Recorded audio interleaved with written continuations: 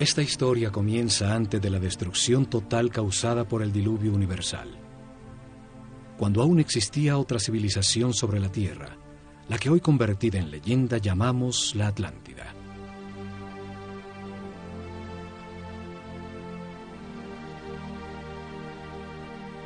Tenían una sabiduría producto de la evolución de la conciencia del hombre durante miles de años, de las verdades comprendidas sobre el funcionamiento del universo y del proceso que llamamos vida.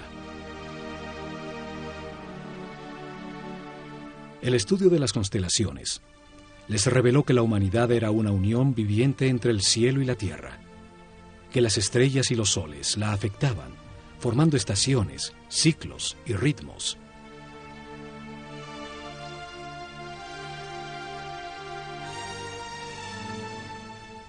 Sabios sacerdotes de la Escuela de Conocimiento de Naakal, en la Atlántida, descubrieron que el planeta estaba en los momentos finales de uno de estos ciclos.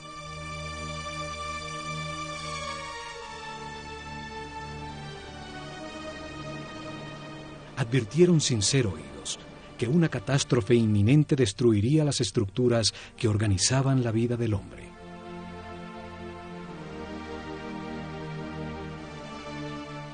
Sin apoyo del grueso de la población, construyeron unos pocos barcos cerrados por todos los lados y los protegieron con campos electromagnéticos de fuerzas que podían penetrar y disolver la materia.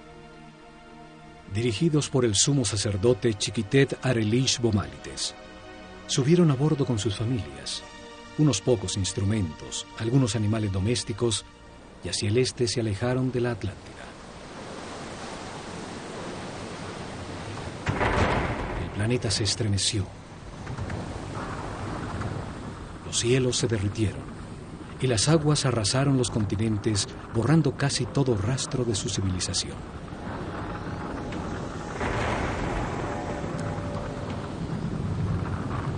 Como evidencia en dos lugares muy cerca a Egipto, se encontraron unas gigantescas losas de piedra, llamadas megalitos, que por su enorme tamaño, peso y difícil ensamblaje, demuestran una tecnología desaparecida, seguramente de la civilización atlante. La primera evidencia está en Baalbek, Líbano. Allí se encuentran las 3 losas cortadas de piedra, más grandes y más pesadas del mundo. Son llamadas los trilitones. Cada gigantesca losa pesa 1.200 toneladas, mide 25 metros de largo, 8 metros de ancho y 5 metros de alto. Hoy, el peso más grande que se puede levantar con una grúa, el transportador espacial Discovery, solo pesa 150 toneladas, una décima parte del peso de los trilitones. Hoy no existe la tecnología para levantarlas, y mucho menos para colocarlas con tan extrema precisión. Fueron movidas a su lugar desde 3 kilómetros de distancia donde fueron talladas, y donde aún se encuentra una losa de igual tamaño que nunca fue utilizada por los constructores originales. La misteriosa plataforma, por su enorme tamaño, se convirtió en un sitio sagrado para las culturas que después del diluvio se asentaron en la zona. Asirios, persas, griegos y por último romanos construyeron sus templos más importantes sobre la plataforma.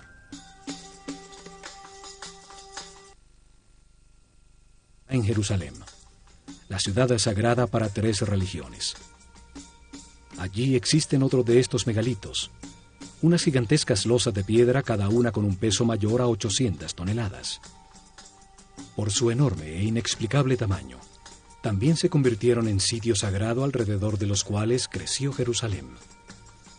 Forman parte de la enorme plataforma que sostuvo al templo de los judíos y que hoy soporta la mezquita de El Aqsa y el Domo de la Roca. Las losas son parte de los cimientos del mismo Muro de los Lamentos. Hoy se llega hasta allí por un túnel que descubrió las enormes piedras. Los megalitos de Baalbek y Jerusalén formaban parte de construcciones desaparecidas por el cataclismo universal. Lograron permanecer en el sitio por ser tan masivas. Este cataclismo destruyó la civilización atlante. Sucedió alrededor del año 10.900 a.C., cuando el sistema solar atravesaba la constelación de Leo y quedó registrado en los libros sagrados de todas las culturas del mundo.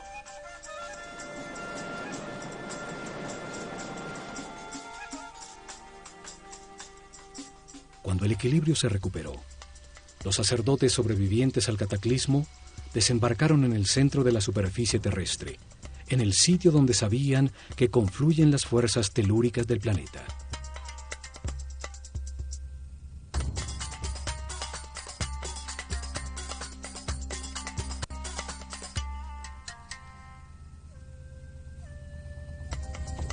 Esperaban utilizar estas fuerzas para impulsar el pensamiento del hombre, construyendo masivas formas piramidales que resonaban, concentraban y transformaban la vibración fundamental del planeta en energía. Seres muy avanzados espiritualmente tenían un concepto de progreso que no estaba basado en la adquisición de comodidades materiales, sino en lograr la paz y la armonía interior, en transformar un limitado hombre animal en un superhombre. Estos sacerdotes, en un momento que llamaron el Septepi, el tiempo nuevo, vieron resurgir de las aguas un largo y estrecho oasis, una fértil tierra rodeada por un desierto protector bordeando un largo río. Lo llamaron Egipto, la tierra que emerge de las aguas, el país de un solo río, el Nilo, con las mejores condiciones para gestar una nueva civilización. Los sacerdotes vieron el cataclismo como una oportunidad para orientar la humanidad hacia un destino más alto y estructurar en este nuevo ciclo una sociedad dedicada al perfeccionamiento espiritual.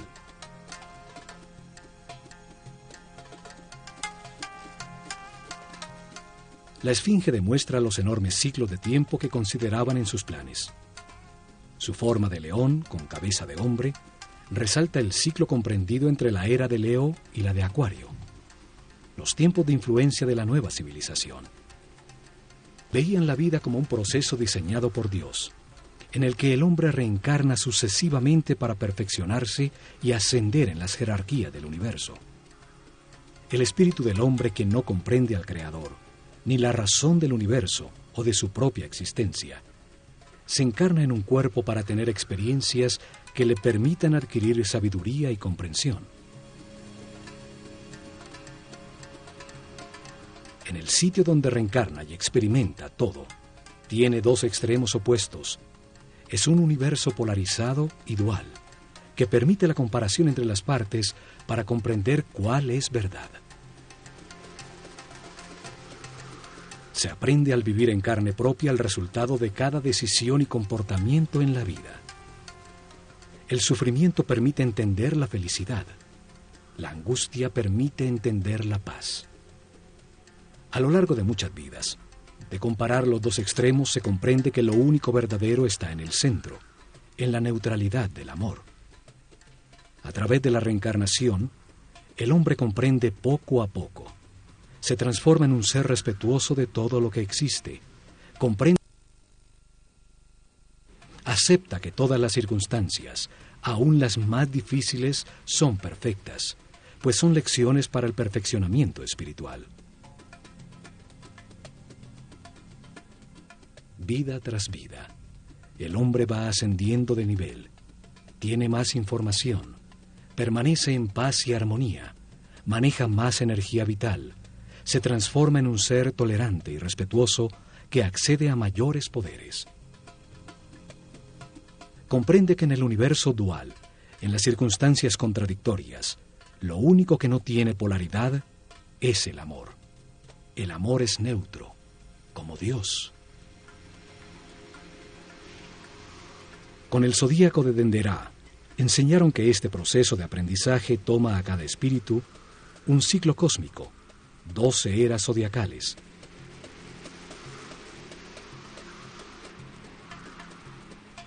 Un giro completo del sistema solar, recibiendo la radiación de cada una de las 12 constelaciones.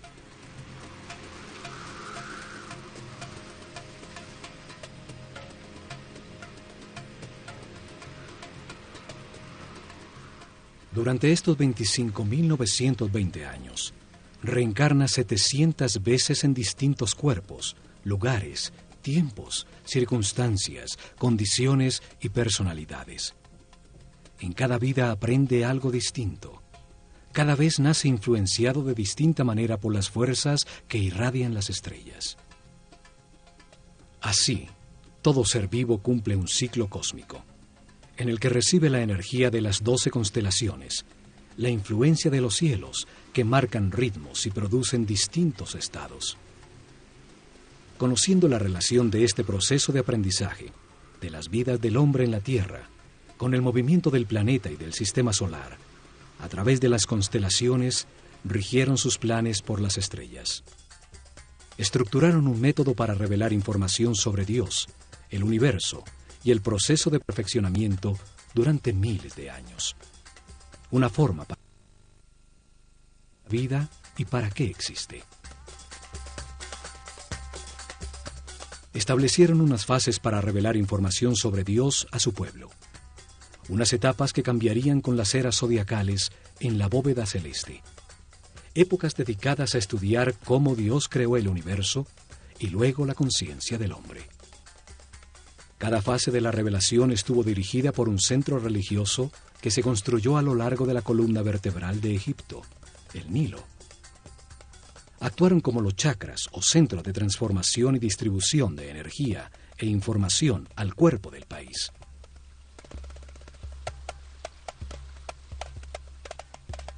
Desarrollaron en 4 épocas, 4 centros religiosos, cada uno dedicado a explicar y lograr comprensión en el pueblo sobre una fase del Génesis. Cada uno dedicado a un momento distinto del único Dios, con nombres y formas simbólicas distintas.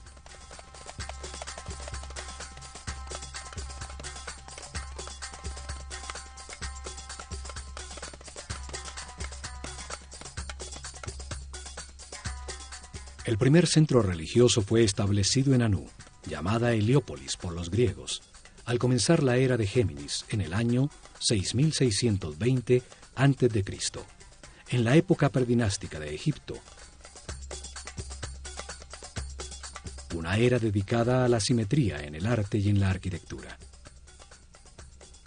Fue dedicado a revelar información sobre las características, cualidades y significado de un Dios absoluto, el único Dios, la causa original, el todo, al que llamaron Atum-Ra, la unidad homogénea estática antes de manifestar el universo. El segundo centro religioso fue establecido en Memphis, al comenzar la era de Tauro, en el año 4460 a.C. Fue dedicado a revelar información de otro momento de Dios, cuando manifiesta al universo, los planetas y los soles, cuando activa su voluntad, su energía divina y crea la materia. Llamaron Ptah a esta característica creadora de Dios. Durante esta época se nota la influencia de Mentú, el toro que representa la era de Tauro, en todo Egipto, aún en los nombres de los faraones. El tercer centro religioso fue creado en Hermópolis, dedicado a Tot. Así llamaron al único Dios, cuando multiplica la creación sobre la tierra con la diversidad de la naturaleza, las plantas y los animales. El cuarto centro religioso fue establecido en Tebas con la llegada de la época de Aries, el Ram, en el año 2300 a.C. Fue dedicado a revelar información sobre las características, cualidades y significado de Dios cuando crea su imagen del hombre. Lo llamaron Amón-Ra. En esa época se da el momento culminante de la civilización. Se construyen cientos de templos donde las figuras de carneros predominan y los faraones incorporan Amón y Ram a su nombre.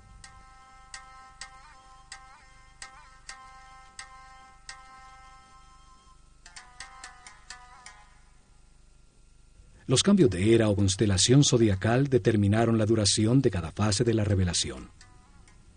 El pueblo comprendió poco a poco que existe un solo Dios, que por sus características y momentos distintos en que crea el universo y al hombre, tiene nombres distintos.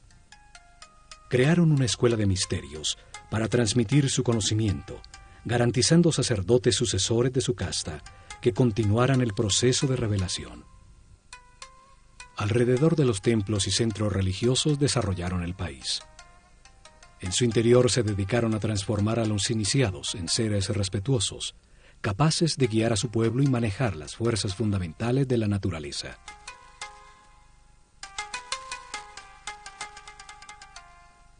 Escogieron sus discípulos entre todos los niños de Egipto por el nivel de conciencia y de sensibilidad que demostraban, dándoles la posibilidad de dedicarse a una vida de sacerdocio.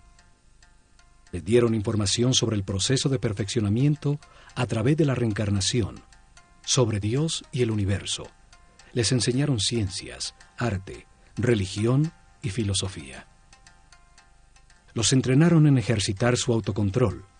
Aprendieron a conservar su energía vital, a comprender la importancia del respeto y el libre albedrío, acelerándoles el proceso evolutivo. Los convirtieron en los sucesores de su casta, sacerdotes con el conocimiento y el poder que éste produce, y la misión de guiar al pueblo en un camino de perfeccionamiento general. Se han encontrado estatuas de sacerdotes, unas saliendo de un cubo, otras representados como escribas, seres con el conocimiento.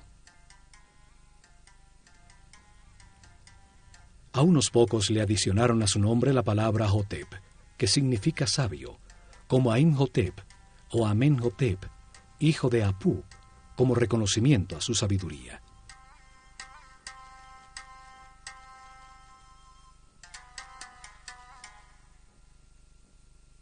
Es en los templos donde concentraron el conocimiento, el poder, la riqueza material y espiritual. Desde allí impulsaron la organización desde la nada de la civilización egipcia.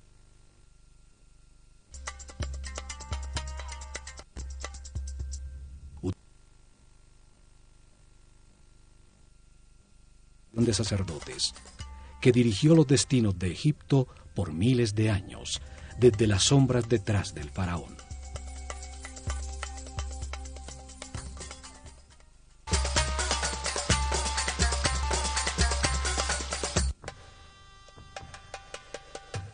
La Escuela de Misterios utilizó el ojo de Horus como su símbolo, una firma que aparece en los muros de todos los templos de Egipto. Un símbolo trae a la mente, evoca, lo comprendido de su forma, su acción principal, transmite una idea de manera muy simple, más allá de las palabras. Su significado puede ser entendido miles de años después de haber sido dibujado.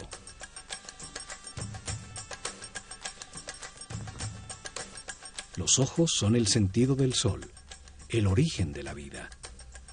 Actúan percibiendo su luz y las vibraciones de color. Transmiten a la mente la intensidad y la fuerza del fuego. Los ojos son las terminaciones nerviosas que perciben la voluntad divina, la intensidad de la luz, la fuerza de Dios que los egipcios llamaban Fi. La fuerza que condensa el espíritu en la materia, dando lugar al universo, el sitio de experimentación de la conciencia.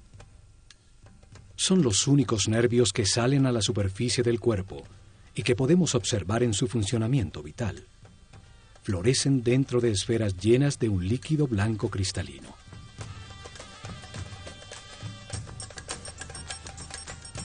Los ojos simbolizan la dualidad. El ojo izquierdo es solar, sensible a lo negativo. El derecho es lunar, sensible a lo positivo y afirmativo. Cruzan su información para producir la imagen mental correcta del espacio. Simbolizan la experimentación de la conciencia en un universo de contrastes, para encontrar la verdad por comparación entre las partes opuestas. Reaccionan a la luz activa del sol, produciendo en la mente la verdadera luz, la energía vital luminosa, una luz invisible que hace posible la inteligencia y la comprensión de la realidad. Los pájaros evocan la acción de volar, la libertad sin limitaciones materiales. El halcón es el pájaro que mejor ve. Horus el halcón representa al espíritu cuando completa su aprendizaje en la vida mortal y limitada. Cuando comprende las verdades del universo, porque las ha verificado en muchas vidas, y se eleva sobre las limitaciones materiales, sobre el tiempo y el espacio. El ojo de Horus es la conciencia inmortal que todo lo sabe, que todo lo ve, puede volar muy alto sobre todo lo que existe o fijar su atención en cualquier detalle. Evidentemente, los sabios sacerdotes se veían como los observadores y los guías de un proceso de perfeccionamiento hacia la luz. Por eso su símbolo era el ojo de Horus, el ojo que todo lo ve.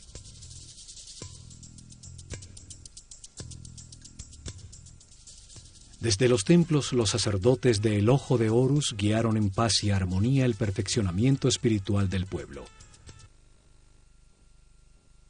el universo y el proceso que sufre la conciencia del hombre.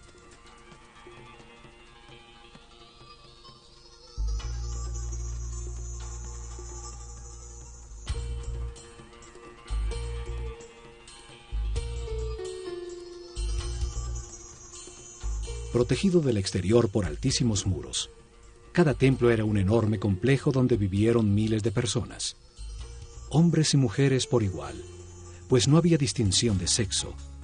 Dedicaban por lo menos 21 años de su vida a recibir información y entrenamiento para convertirse en sacerdotes o sacerdotisas. El proceso de aprendizaje se realizó en distintos templos, donde permanecían por largos periodos mientras recibían la información que contenían, el entrenamiento correspondiente a ese nivel y las pruebas de autocontrol para avanzar al siguiente nivel en otro de los templos sobre el Nilo.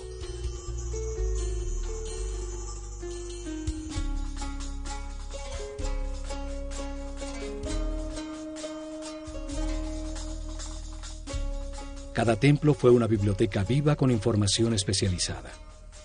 Cada uno tenía una lección distinta sobre el universo o la razón de la existencia. Cada templo contenía en su interior un tema sagrado distinto con información que da sentido a todo lo creado.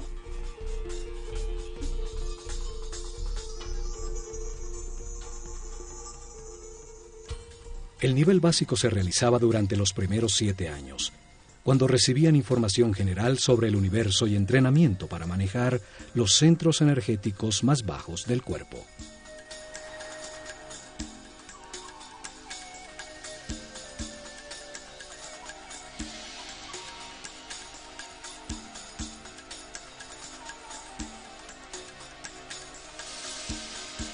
Tenían templos como el de Komombo, dedicados a entender la necesidad de un universo dual y polarizado, para permitir a la mente comparar entre extremos opuestos y así comprender qué es verdad.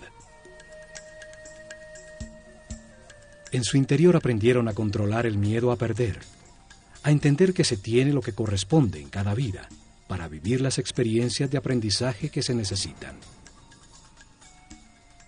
Tenían instalaciones para despertar el miedo a la muerte, aprender a controlarlo y entender que la muerte es solo un paso a otra experiencia de aprendizaje. En túneles con agua y cocodrilos, grandes alturas, sitios cerrados con serpientes, los iniciados probaban su determinación. Allí recibieron información para superar el miedo a ser abandonado, los instintos de agresión y defensa, a entender la existencia de programas mentales inconscientes que generan reacciones automáticas para poder controlarlos. En el templo de Luxor, en Tebas, se transmitieron los conocimientos que tenían sobre el funcionamiento del cuerpo y entrenamiento para lograr que la conciencia no se identificara con él.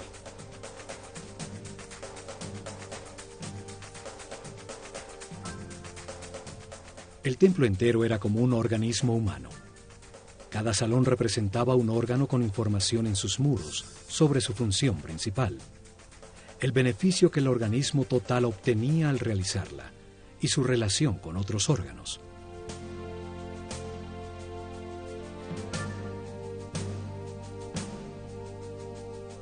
En su interior realizaron ejercicios de concentración y de movimiento, guiando su mente a cada órgano, hasta que hicieron consciente el cuerpo entero y lo manejaron a voluntad como un excelente instrumento.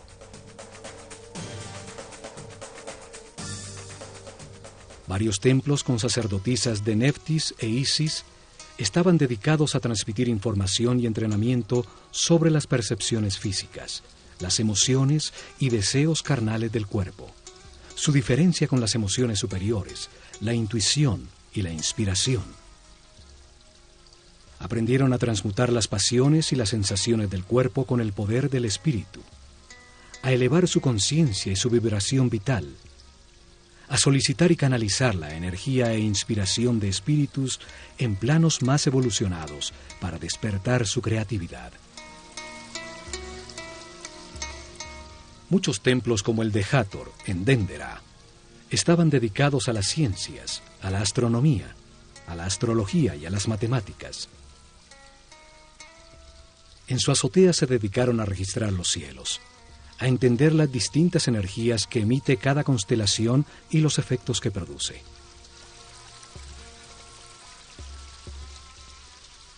Sí, las estrellas, controlando la duración del año solar, la fecha exacta del desbordamiento del Nilo, el momento en que la Tierra cambió de la era de Tauro a la de Aries, los ciclos que afectan el proceso de evolución.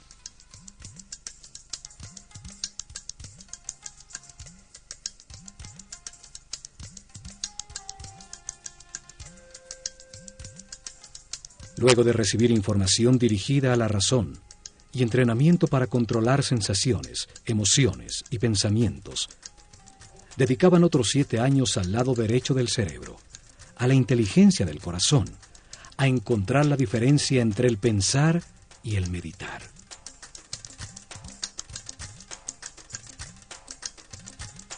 El templo de Karnak, el más grande de Egipto, estaba dedicado a la conciencia, a analizar las fuerzas que la moldean, a entender el proceso de evolución y a acelerarlo utilizando la concentración en conceptos, palabras, sensaciones, puntos exactos o movimientos.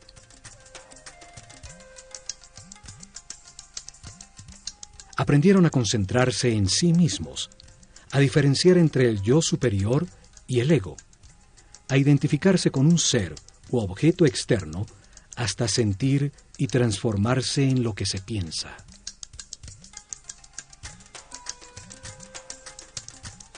Realizaron ejercicios de telepatía en cercanía física, luego a distancia en un momento determinado del día, hasta aprender a comunicarse mentalmente en cualquier momento.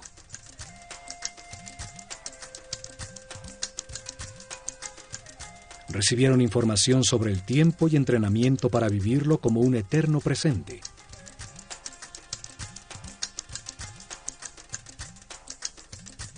Entendieron que pensar es comparar para conocer, y que cuando todo se sabe ya no se piensa ni se compara. Aprendieron a cambiar de estado o nivel vibratorio, a manejar las circunstancias externas, logrando el equilibrio emocional como una decisión mental interna.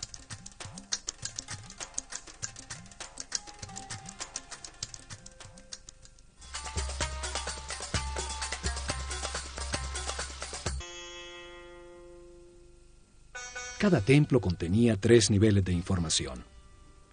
Era una manera para revelar información simultáneamente a hombres con distintos niveles o estados evolutivos.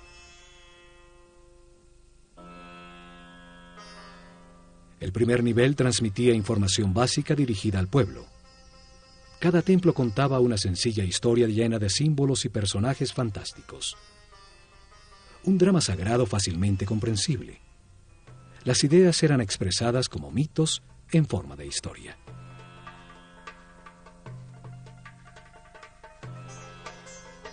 El mito, la historia fantástica, fue utilizada como un método para revelar al hombre un mundo que solo entiende imperfectamente. Los mitos cobran vida con solo creer en ellos.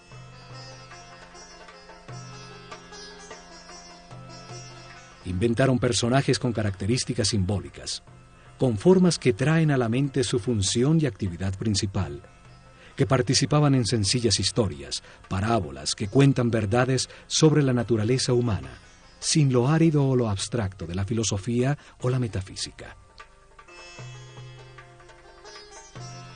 El pueblo recibió información sobre cada tema sagrado al escuchar la historia central de cada templo, al conocer las debilidades y fortalezas de cada personaje, las circunstancias que atraviesa y la manera como se resuelven.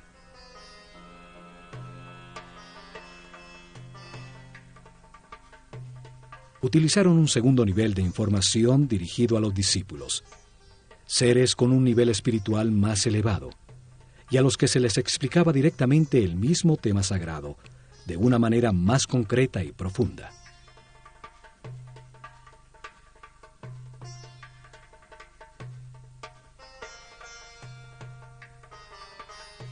Para ello utilizaron las escenas descriptivas del mito, talladas en los muros del templo.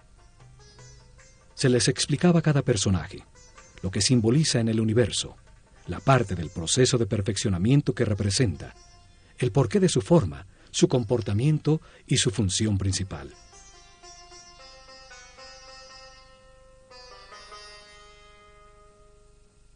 La sabiduría de los sacerdotes de El Ojo de Horus es evidente en la historia que cuenta cada templo, en las formas que utilizaron como símbolos. El solo verlos trae a la mente la acción vital que representan o la cualidad que se gana al hacerla. Al utilizar hombres con cabeza de animal como símbolos, los transforman en ideas que evocan la característica vital del animal. Traen a la mente la función que el animal cumple en el universo.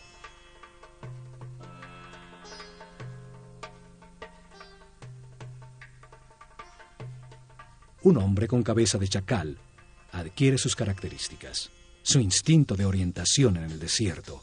Siguiendo sus huellas, siempre se llega a tierra cultivada. Es entonces un excelente guía. Cada símbolo evoca una comprensión. La forma simple de un pájaro evoca en la mente el vuelo, la libertad. Un disco solar sobre la cabeza de un hombre habla de su claridad, de la sabiduría que irradia, de la información que tiene, del nivel de su conciencia.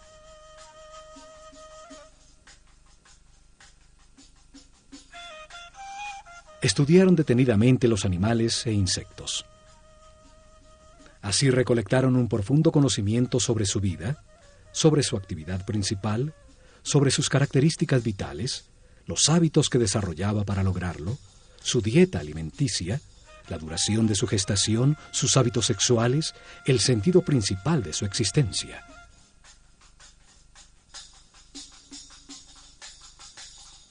Escogieron los animales más idóneos para representar una acción vital y lo que logra el universo cuando se ejecutan. El proceso del gusano que se arrastra y teje para luego transformarse en mariposa.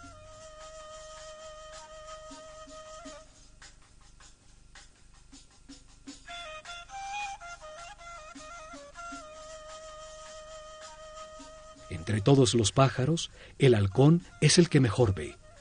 Tiene un cerebro óptico, con la vista más perfecta y desarrollada. Por eso es escogido como símbolo para representar esa función vital, el sentido de la vista.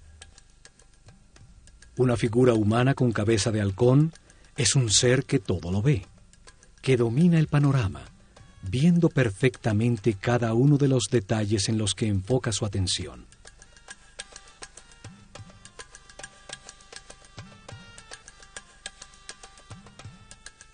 Estas figuras llamadas dioses o néteres por los egiptólogos que creen que Egipto era politeísta y que adoraba a los animales, solo representan una acción vital, un comportamiento que transforma y perfecciona.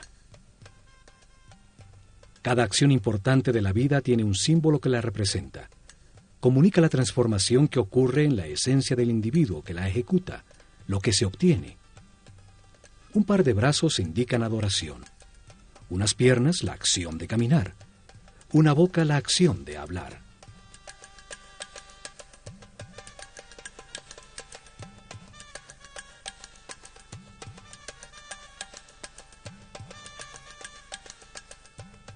Y por último, en un tercer nivel de información, cada templo guardó un código secreto embebido en el símbolo mismo, solo conocido por los altos sacerdotes y maestros, con información sobre fuerzas y energías fundamentales, cómo controlarlas y utilizarlas para prestar servicio a su pueblo.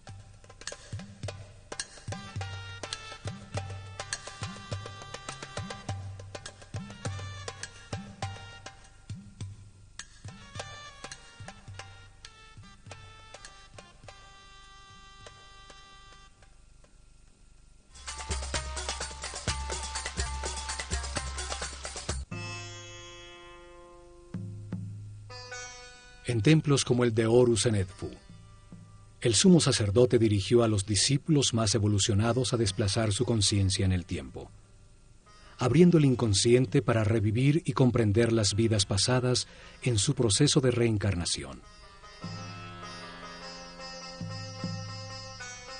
El sumo sacerdote siempre fue un ser muy avanzado en el camino espiritual. No se identificaba con el cuerpo, conocía perfectamente su funcionamiento y qué energías utilizar para equilibrarlo.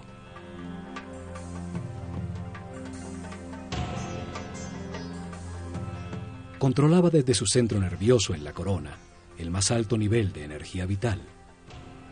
Permanecía en un eterno presente irradiando amor, guiando y sirviendo con su divino poder.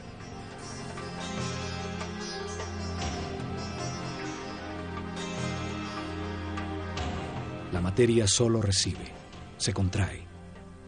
El dar es radiar. Es una característica vibracional del espíritu. Los seres de cada nivel reciben y transmiten a sus niveles inferiores.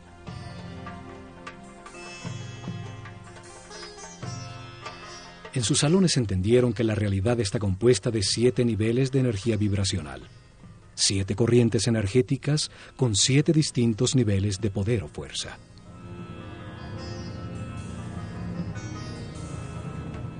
El cuerpo tiene 7 chakras o centros de transformación de la energía fundamental del universo. Cada ser humano en su vida presente utiliza uno de esos 7 centros, dependiendo del nivel de evolución de su conciencia.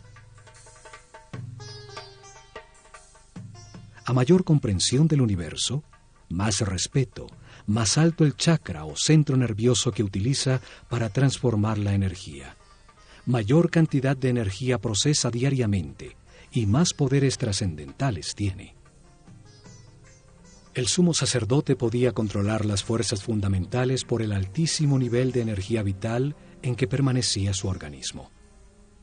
Su sistema neural tenía una resistencia correspondiente con ese nivel de energía.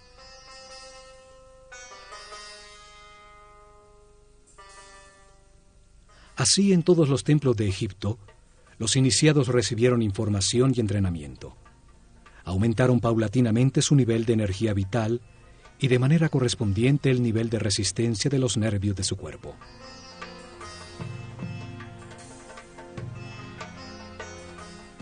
Aprendieron a mantenerse en paz, armonía, a respetar todo lo que existe, a aceptar la perfección del universo para conservar sus niveles de energía vital en el camino de perfeccionamiento que lleva a la omnipotencia, al control de fuerzas y energías superiores. Una intensa preparación física, mental y espiritual que terminaba con el momento de experimentar la totalidad y la nada, lo manifestado y lo inmanifestado, y recibir en una pirámide una poderosa energía que permite vislumbrar el 7º nivel de conciencia. Durante la era de Tauro, se dedicaron a experimentar con una forma piramidal de tecnología resonante que transformaba las vibraciones del planeta en energía. Un conocimiento heredado que había de llevar a la práctica.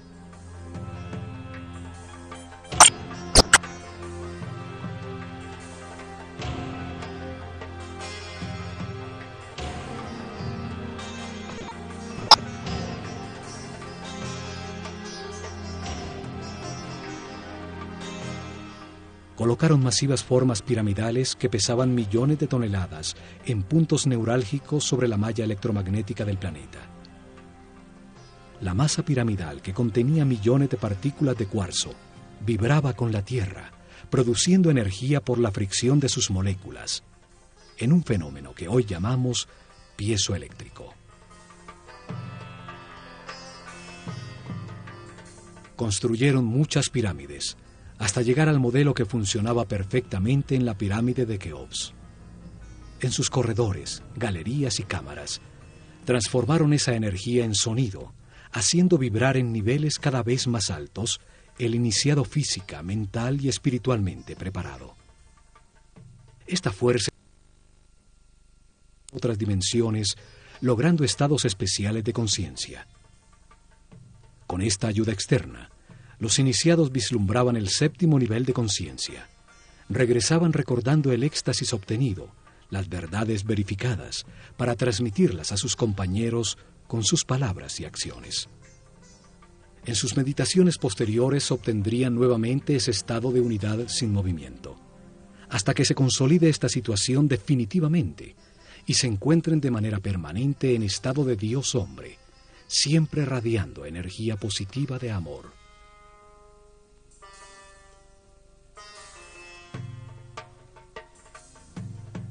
Los conocimientos sobre las formas puras del universo, los bloques básicos con los que se organiza la energía y la materia, fueron fundamentales para el desarrollo de la civilización egipcia. Hoy llamamos a esas formas puras sólidos platónicos. 5 polígonos con sus lados y ángulos iguales, basados en triángulos equiláteros, la forma divina que no tiene tensiones. Utilizando estas formas pudieron producir efectos de resonancia y concentración energética, para elevar la percepción de la conciencia, para lograr efectos de superconductividad con los que se anula la fuerza de gravedad. Hoy se ha descubierto que el planeta tiene puntos neurálgicos, llamados nodos diamagnéticos, donde se puede controlar la fuerza de gravedad del planeta y producir fenómenos de superconductividad. La superconductividad permite amplificar o disminuir la fuerza de gravedad. Al aumentar el peso de las losas de piedra se enterraban como cimientos sin necesidad de excavar para lograrlo. Al disminuirla, las hicieron livianas, para empujarlas y moverlas fácilmente desde lejanas canteras. En la isla de Sehel se encontraron hieroglifos con fórmulas e ingredientes para producir una especie de concreto que parece roca. Científicos franceses lo han descifrado parcialmente. Sus experimentos confirman que se trata de geopolímeros que al solidificarse producen un tipo de piedra. Esto explica la facilidad para hacer juntas tan exactas entre las piedras de sus templos, logrando utilizar los bloques ya fundidos como formaleta de los nuevos.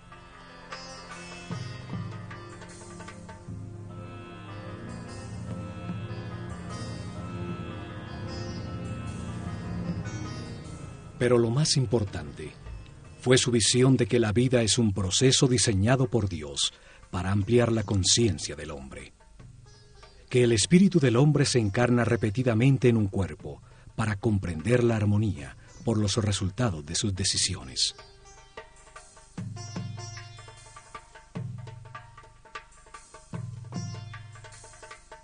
Al vivir muchas vidas con experiencias opuestas, de angustia y paz, de depresión y felicidad, de riqueza y pobreza, de salud y enfermedad, comprende la razón de su existencia y termina con las limitaciones materiales, transformándose en un superhombre inmortal.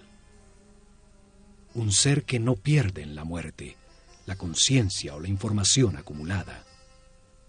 Un espíritu sabio al final de un proceso que sube otro peldaño más en la perfección del universo.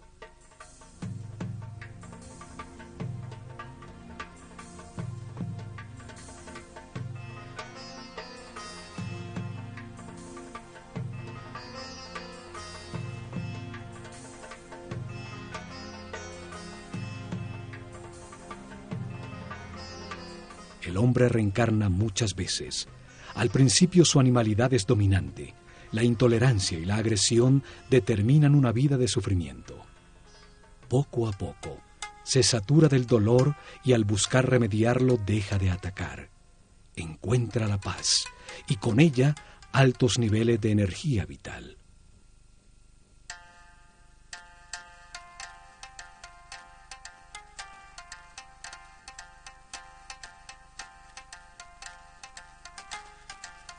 Con la información del proceso de perfeccionamiento y de las leyes que lo regulan, los egipcios mejoraron su vida. Aceptaron los momentos difíciles como parte de su camino de aprendizaje, logrando permanecer en paz y armonía.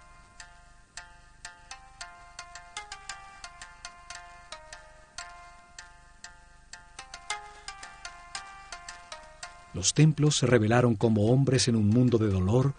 Podían transformarse en seres sin limitaciones físicas, con conocimientos para transmutar la materia y trasladarse libremente en el tiempo y en el espacio.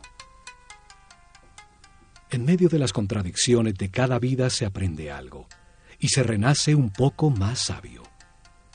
En la polaridad entre la luz y la oscuridad, entre el miedo y el amor, se aprende a encontrar la paz y la armonía, a mantener la energía vital.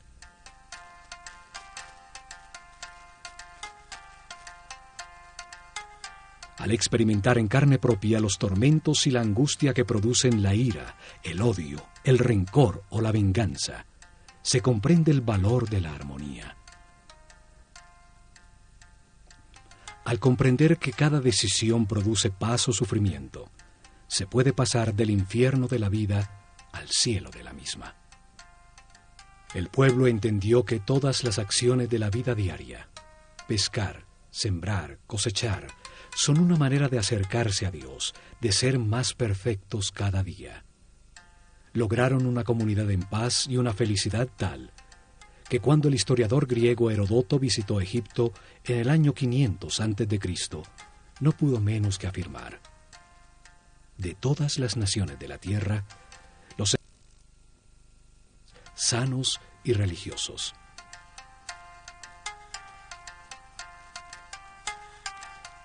Sin embargo, no tenían una palabra en su idioma que significara religión. No veían ninguna diferencia entre lo sacro y lo mundano. Se veían como los encargados de comprender que Dios, el universo y el hombre forman una unidad manifestada por amor.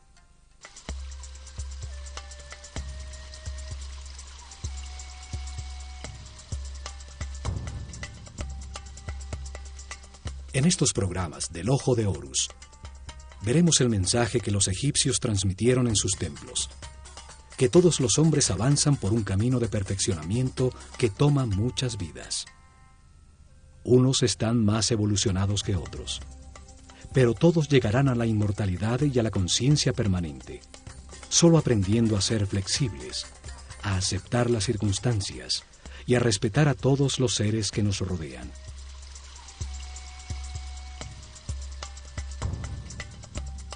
El camino puede ser de sufrimiento o de paz y armonía. Depende que se valore lo que se tiene y se agradezca la oportunidad de estar vivos para tomar conciencia que fuimos creados por amor.